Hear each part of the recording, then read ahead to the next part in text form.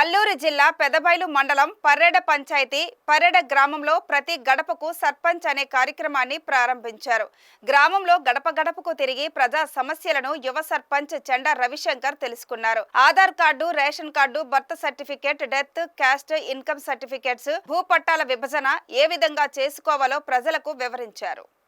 ఈ సందర్భంగా సర్పంచ్ మాట్లాడుతూ గడప గడపకు వెళ్లి ప్రజా సమస్యలు తెలుసుకోవాలన్న ఉద్దేశంతో ప్రతి గడపకు సర్పంచ్ అనే కార్యక్రమం చేపడుతున్నామన్నారు. ప్రజలు పెన్షన్, గృహాలు, సర్టిఫికెట్స్ వివిధ సమస్యలు ఆయన దృష్టికి తీసుకురాగా సమస్యలన్నింటినీ పరిష్కరించే విధంగా చర్యలు తీసుకుంటామన్నారు. తాను సర్పంచ్ గా గెలిచిన తరువాత పంచాయతీ పరిధిలో అనేక అభివృద్ధి సంక్షేమ కార్యక్రమాలు చేపట్టినట్టు ఆయన వివరించారు. పంచాయతీ పరిధిలో పంచాయతీలో ప్రజల ఆరోగ్య దృష్ట్యా సత్యసాయి ట్రస్ట్ ఆధ్వర్యంలో 5 మెడికల్ క్యాంపులు సైతం ఏర్పాటు చేశామని ఆయన తెలిపారు. రాబోయే రోజుల్లో పంచాయతీ పరిధిలో ఉన్న 16 గ్రామాలకు వెళ్లి గడప గడపకు సందర్శించి ప్రజా సమస్యలు తెలుసుకుని ఉన్నతాధికారుల దృష్టికి తీసుకువెళ్లి సమస్యలు పరిష్కరించేందుకు కృషి చేస్తానని సర్పంచ్ తెలిపారు.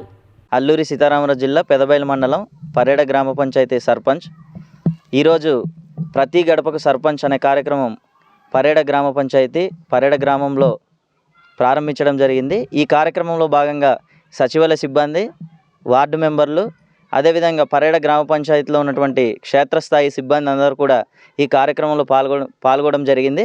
అదేవిధంగా ఈ కార్యక్రమంలో ప్రతి గడపకు వెళ్ళి ప్రజల యొక్క సమస్యలు తెలుసుకోవడం జరిగింది.